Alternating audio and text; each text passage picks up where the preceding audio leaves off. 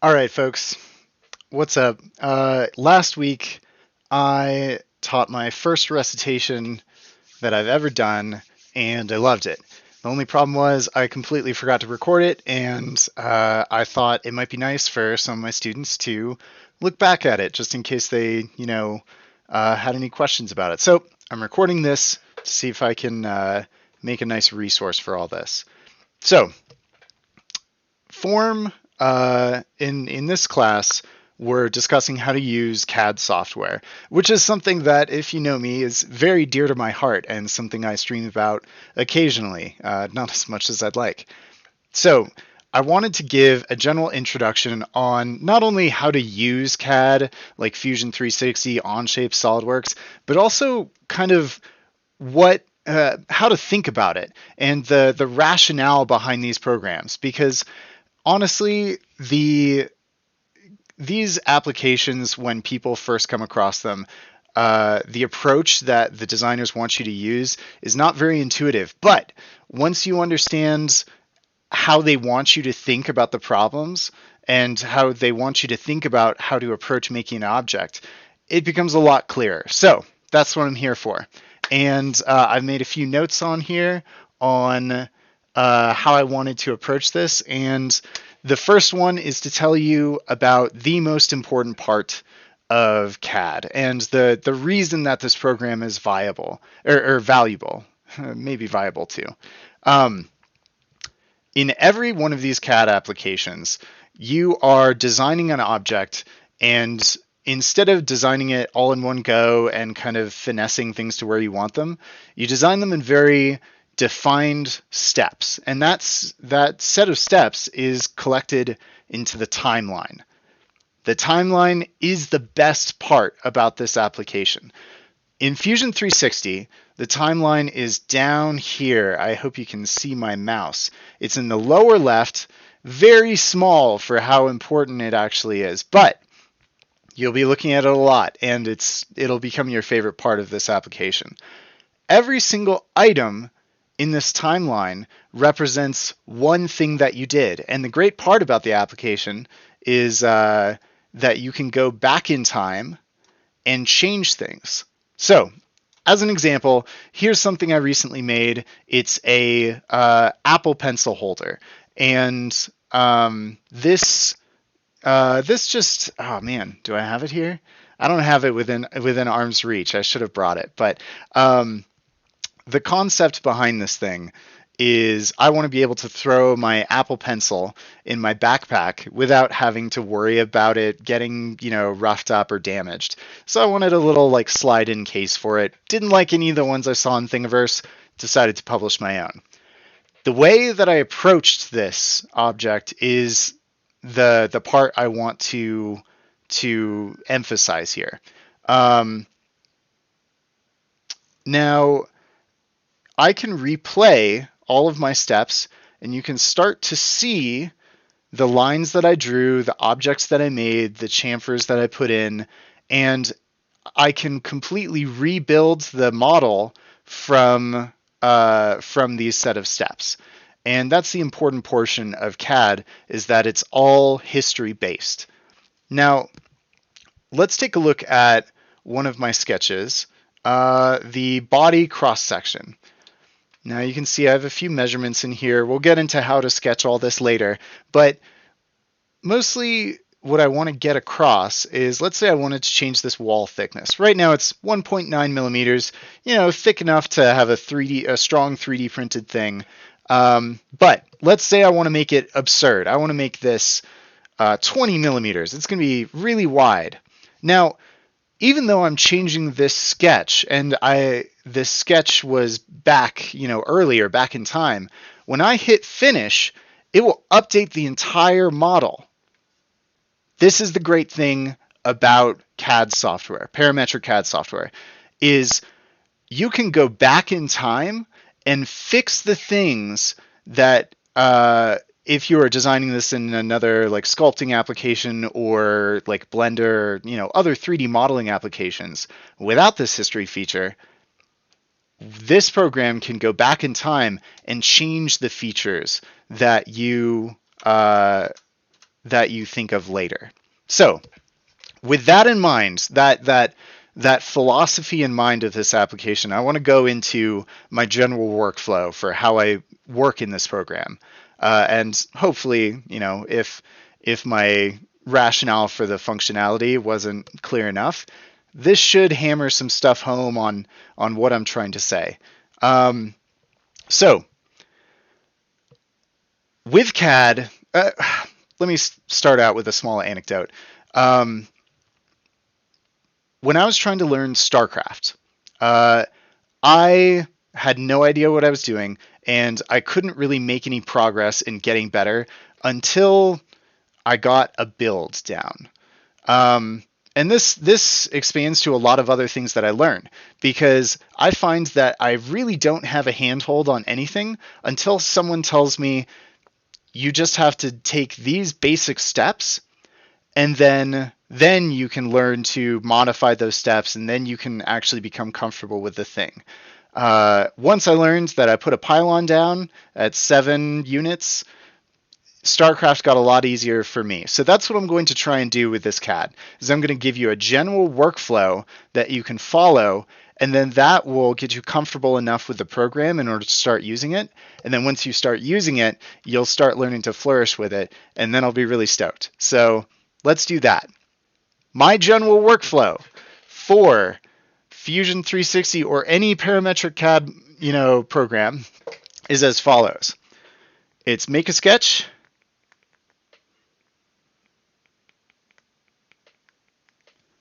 and then do something with it.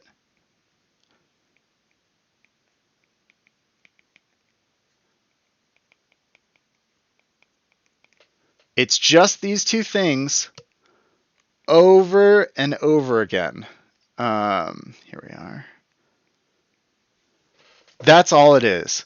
When you have make a sketch, do something with it, then that's an approach you can use to make almost anything in this application. So I want to make an example. So I'm going to open a new document, and there's a competition going right now with my favorite 3D printing company.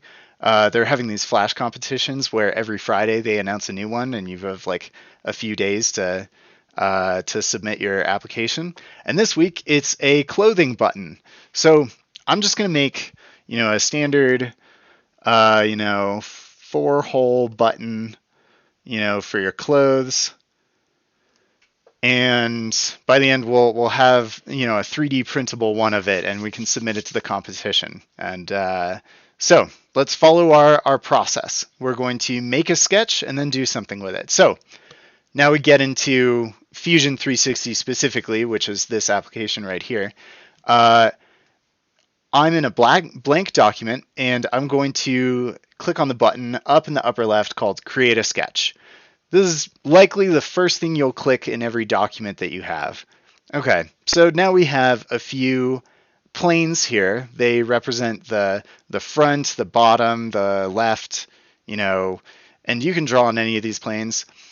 I'm going to choose the bottom one since I want it to be oriented a certain way to 3D print it. You can always change it later, but you'll get a feel for which one you want to work on in the future. I wouldn't worry too much about it right now. But okay, so we've started our sketch on the top plane. Now, when I think of a button, I think of a circle. Let's make a circle, and then some other circles in here. Here we go. Looks entirely like a button, right? Okay, I know.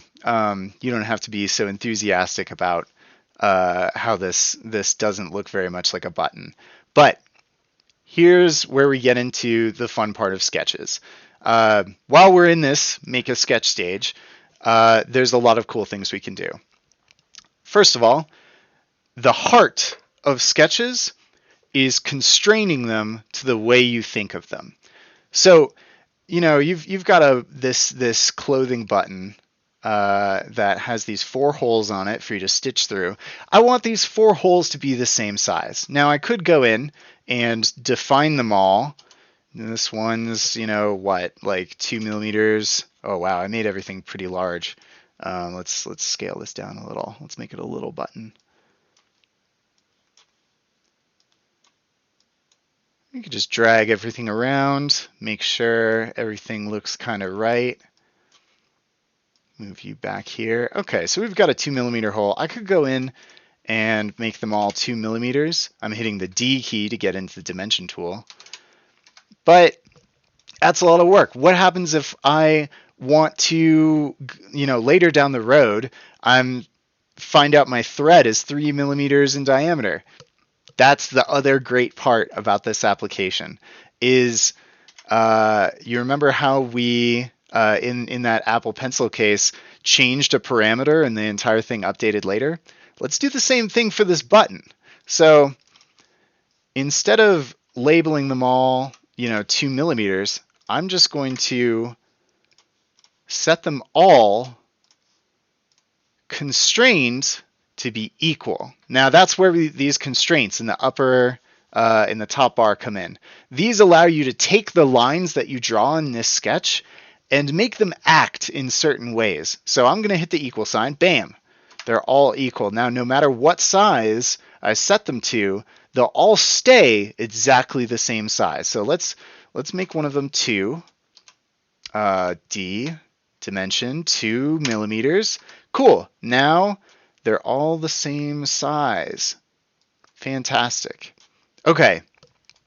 They're placed really haphazardly right now. Let's line them up. Let's make sure that they stay nice and you know, related to each other. So I'm going to use constraints again. I want this line to be horizontal. Bam. Now they will always be perfectly to the left and right of each other. Let's do the same with these others. We can make them a nice square. Cool. All right. So whenever I'm sketching, I like to drag things around just to get a feel for how things are constrained. So let's make this one. Let's make it perpendicular to this one. We don't always have to make things vertical and such. Let's use the perpendicular. Cool. Now we've got it mostly complete. Now let's make you and you perpendicular. Cool. And we have, almost a square. Now that we've dragged around, you can see that these two are still kind of unconstrained. So let's make you perpendicular with you. Awesome. We've got a rectangle. All right. Let's make it a square. Let's make this side and this side equal. We'll use the equal constraint again. Bam. Now we've got it squared. And finally, let's center it on the center of the circle. So let's just go ahead and draw some sort of line across this. I'll teach you about how I'm making these lines dotted later. And then let's make the center of the circle the midpoint of this line. Cool. Now we've got all of our buttons centered around this this central point, and that's pretty fantastic. And you kind of see where I'm going here. I'm making these lines and I'm constraining them to how I'm thinking of them in my head. So let's make the circles. Let's have them at a certain distance apart from each other. Let's just make them 6 millimeters apart for now. Now let's have an outside diameter for this right here. Let's make it, what's good? What's a regular button? Like 13 millimeters? Let's just do that for now. Oh, let's make these a little closer together. 4 millimeters. That looks great. Cool. All right. My sketch is complete. Now, if we look at my little instruction here, we've got make a sketch. Cool. Let's finish that off. Let's hit finish sketch up here. It's the big check mark. Now we have a sketch. It's not 3D or anything yet, but we're just about to make it. Let's take the surface, the closed surface that we made from that sketch. Let's do something with it. Bam! The other step in our entire spreadsheet. Cool. All right. What I'm going to do is I'm going to extrude it. I'm going to give it thickness. So I'm going to hit extrude. I'm going to drag this up, And bam, we have the semblance of a three-dimensional object. So let's, how thick is a button? What do you think? Maybe let's make it a hefty button, 3 millimeters thick. Bam, that's a thick button. Ooh. You know what? This is a great time for me to second guess myself and really roll back in the timeline. Let's take a look down here. We've got sketch 1. I can double click on that to edit my parameters and sketches here, draw new lines, fix old ones. But the second element is when I gave it thickness, that extrude. So I'm going to double click that. Now I can go ahead and just change this. And I've gone back in time. I've fixed my mistake. I'm feeling much better with the model. Cool. We have the semblance of a pretty neat button here. But let's go ahead and let's get rid of my annotations here. All right. We've done something with it. Now let's loop back around to making a new sketch. So you know how buttons have that little inset on the front? I kind of want to give my button that. So I'm going to make a new sketch. And the cool thing is, I can choose any plane to make this sketch on. So I'm going to choose the top of the button here. Create sketch. And I'm going to draw another circle. And you can see I've got two highlightable planes. And then finish that sketch. Do something with the sketch. We're back on our loop, and I'm gonna cut into the original object just a little bit. Bam! Now we have a nice little button with that cool inset, and with that, that's my workflow. And if you look at my timeline, I've got a sketch, I've got doing something with the sketch, I've got another sketch, and I've got doing something with that sketch.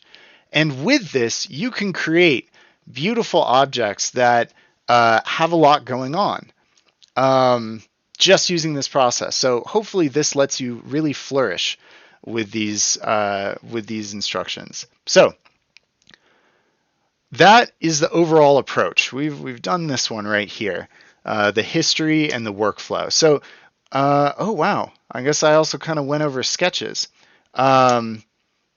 I think it's time that I mention a bit of my philosophy in sketches. Let's go back into this one.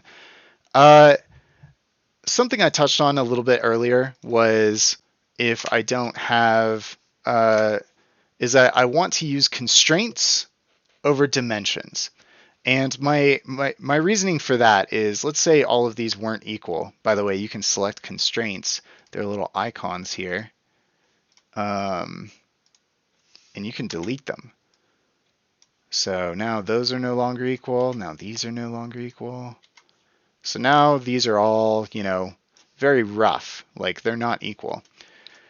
One thing that I did when I was first starting CAD is I would go through all of these and I would dimension this one to 2 millimeters. I would dimension this one to 2 millimeters.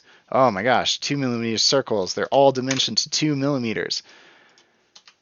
And that works okay. If we hit finish sketch, we still have a button here. But my real trouble was when I wanted to go back into the sketch and I wanted to change all of these to, let's call it like 1.5 millimeters. Let's say we want a smaller buttonhole. I'd have to go, 1.5. Okay. 1.5. Okay. Keep it coming.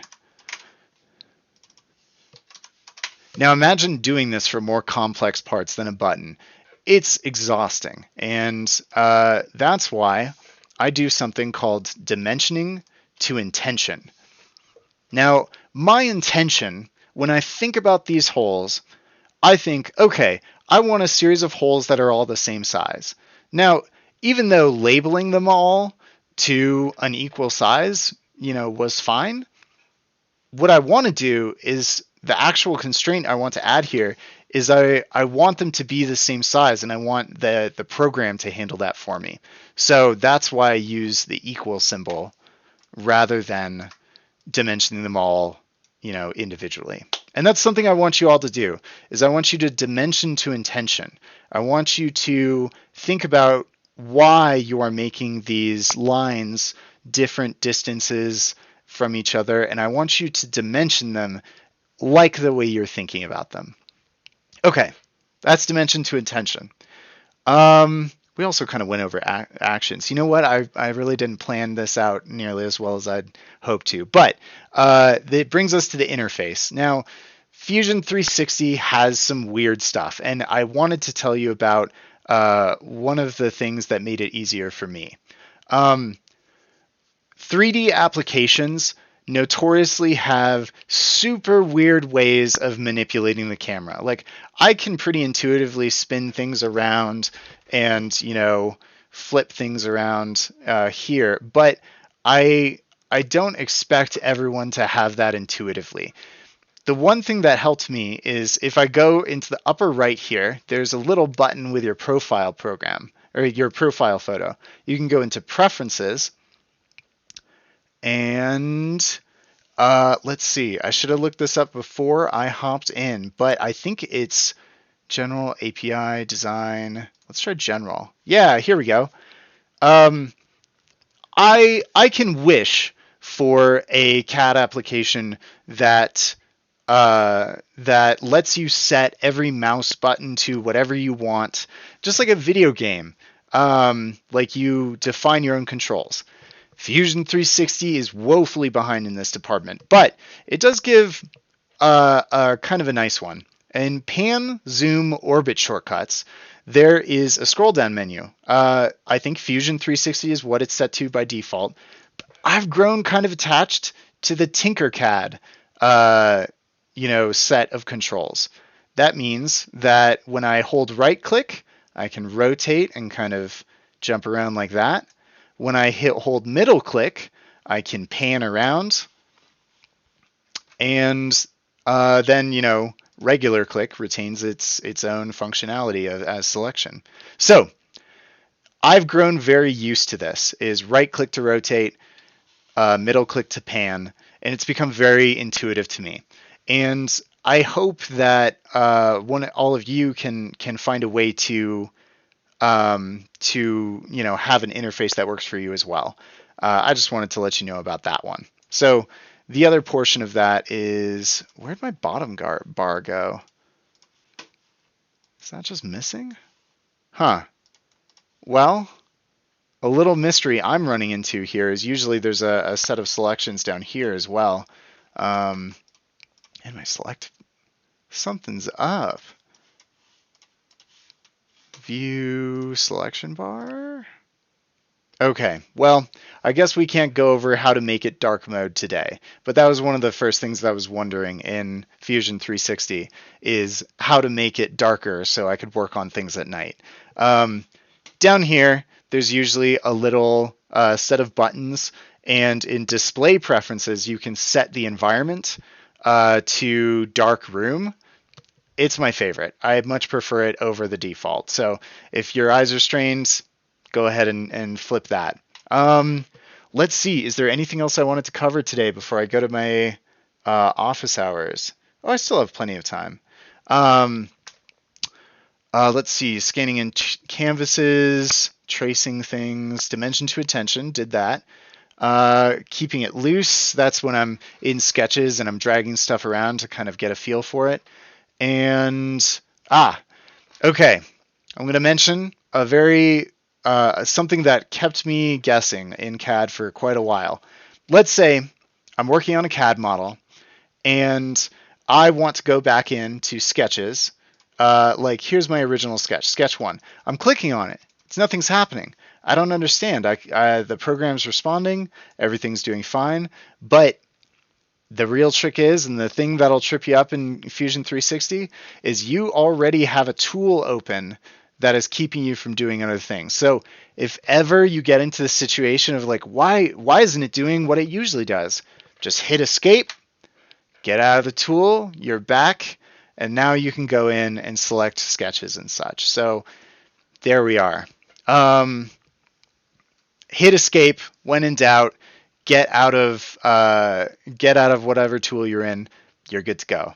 The only other things I wanted to get into today before I hold office hours is name your sketches. I guarantee if you don't name your sketches, you're going to come back to a model at some point because you're like, oh, wow, that button I made was really great. I just wish there were 5 buttons instead of 4, or 5 holes instead of 4. You're going to come in here and you're going to see sketch 1, sketch 2, sketch 5, sketch 15. It's the worst. If I have one question for, if I have one request for all of my students, is please name your sketches. It makes your life easier. It makes whoever's, looking at your model life easier. It's great. I'm going to name this first sketch hole pattern. And I'm going to name this second sketch top divot. I told my students in recitation, I'm like, hey, if you ever see me not naming my sketches, you have to look at me like this. So I want y'all to keep that up. All right. I think to sum up this short introduction to CAD, I wanted to say that if you learn Fusion 360, if you learn SolidWorks or Onshape, the real secret is that you've actually learned all the others. For all of these parametric, history-based CAD applications, they're all identical in workflow, with a few niche exceptions, but their buttons are just in different places, or they may call some things different stuff. But really, once you've learned this Fusion 360, you've also learned SolidWorks, and likewise for all these other applications. It's the history, it's the sketches, and it's the approach. And then you'll be set for whatever niche tool that you want to get into. With that, I'm sure I'll redo this video again once I figure out how to cover it differently. And I hope to see you all in recitation and in office hours, because I think I'll be making another button in there to actually submit to the contest. And until then, I can't wait to see all of your projects. I'm really looking forward to it. Like I said in recitation, I just want to see you get excited about, using one of these tools that you haven't used before. If you come at me with a bunch of different cylinders made in all sorts of different ways, I'm good with it, and I'm excited to see that. So just get excited about something, and I'm looking forward to it. All right. With that, I'm going to get ready for recitation, and I'll see you all this week. Peace.